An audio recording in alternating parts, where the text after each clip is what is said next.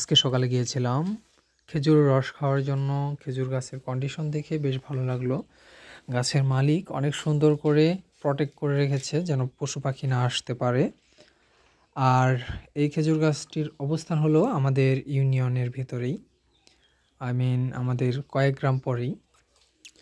Hello bran, it's me Arman. আজকে আছি নতুন একটি ব্লগ নিয়ে। পিছনে দেখতে পাচ্ছেন অনেক সুন্দর সরিষা বাগান।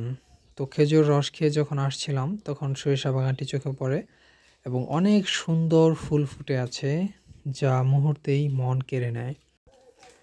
আপনাদের হয়তো বা সরিষা ফুল দেখতে ভালো লাগে, কিন্তু আমার কিন্তু খেতেও ভালো লাগে। সরিষা ফুল বিশেষ একটা প্রক্রিয়ায় খাওয়া যায়।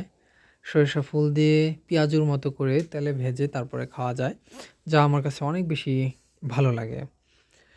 সরিষা ফুল বাগানের ঘ্রাণ আপনার মন ছুঁয়ে যাবে। অনেক সুন্দর একটি ঘ্রাণ আসে ফুল থেকে, আর ঘ্রাণের জন্যই পাগল হয়ে যায় মৌমাছি অনেক ধরনের।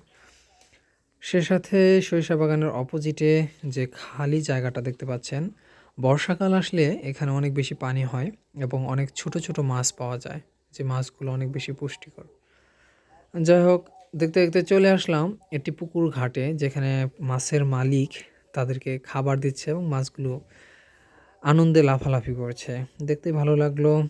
আর আজকের দিনের মেইন আকর্ষণ, গিয়েছিলাম বড় বিল বা পদ্ম বিলে, যেখানে অনেক বেশি পদ্ম ফুল ফুটে থাকে, এজন্য হয়তো বা পদ্ম বিল বলা হয়। আর ঐতিহ্যবাহী এই বিলটিকে বড় বিল হিসেবে অনেকে চেনে থাকে। অনেক বেশি অতিথি পাখি আসে শীতকাল আসলে এই বিলটিতে। যাই হোক, সব মিলিয়ে অনেক বেশি ভালো লাগলো। এই বিলের পরিবেশ, আবহাওয়া অনেক বেশি স্নিগ্ধ এবং শীতল। আপনাদেরকে আমন্ত্রণ রইল এই বিলটিতে ঘুরে যাওয়ার। এর মতো এই পর্যন্তই, আপনাদের কাছ থেকে বিদায় নিচ্ছি। আমি আরমান। ভালো থাকবেন, অবশ্যই চ্যানেলটিকে সাবস্ক্রাইব করে রাখবেন। আর যদি ফেসবুক পেজ থেকে দেখে থাকেন তাহলে অবশ্যই ফলো করে দিবেন। ধন্যবাদ।